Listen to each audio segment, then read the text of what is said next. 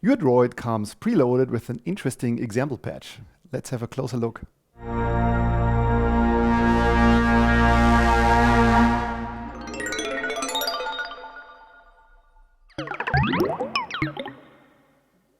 Welcome back to the ever-growing video series about DROID, the universal CV processor.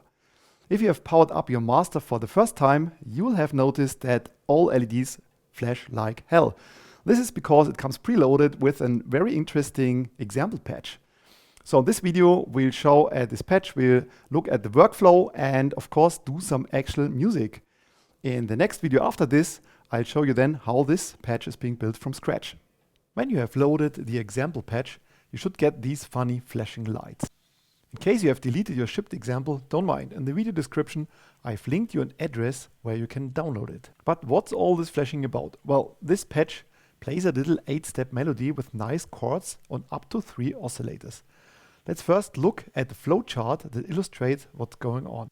That patch does not require any controller or expander, the plain DROID master will do. But if you have attached at least one P2B8, it will let you control several parameters.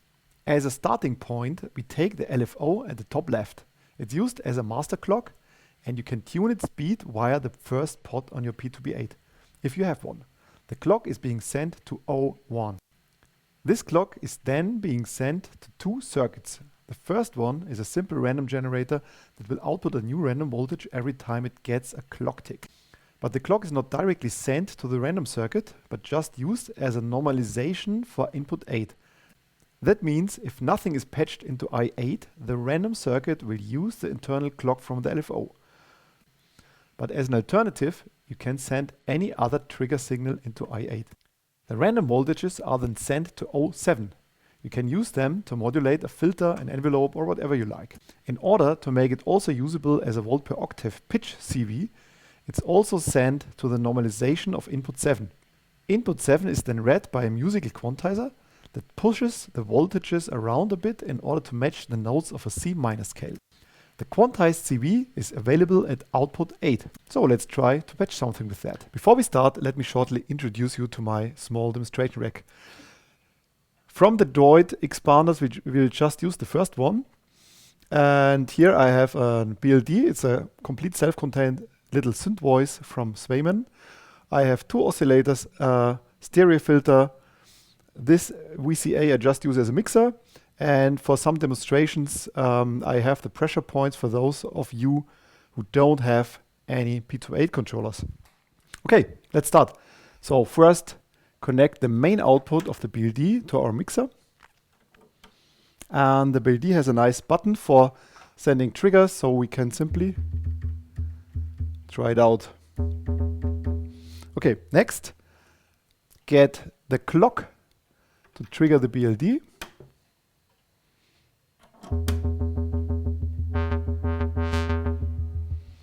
And then we use the quantized random pitch from output 8 for the volt per octave.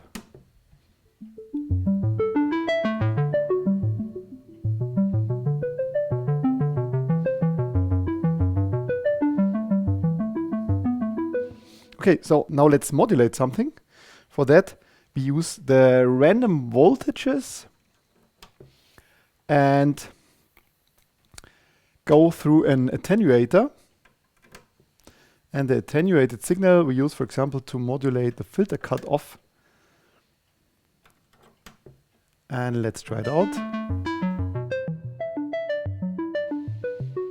As you can see, we get some funny little random melodies.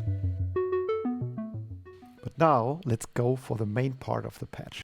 The clock from the LFO is also being sent to an algo-quantizer circuit via the normalization of input 1. So again, by patching your own clock into I1, you can break this normalization and do not use the internal clock. The algo-quantizer is set up to create a random 8-step melody. If you don't like the actual pattern, you can change it by turning the second pot or by sending a trigger into I6. The 8 buttons of the P2B8 enable the gates for each of the 8 steps. If you do not have a controller, all steps will be active. The gate output of the active steps is being sent to O2 and, again via a normalization of input 3, to an envelope generator whose output is made available at output 3. The release and decay of that envelope can be CV controlled via input 5. The pitch output of the algo quantizer is then quantized via a second miniphonion, again to a C minor scale and sent to output 4. Now, two copies of the same still unquantized pitch with a small offset are being sent to additional quantizers and through these to the outputs 5 and 6. And from now on, I'll keep silent for the rest of the show so you can concentrate on and enjoy the music. And in order for you to better understand what I'm doing, I'll show hints as text from now and then in the video.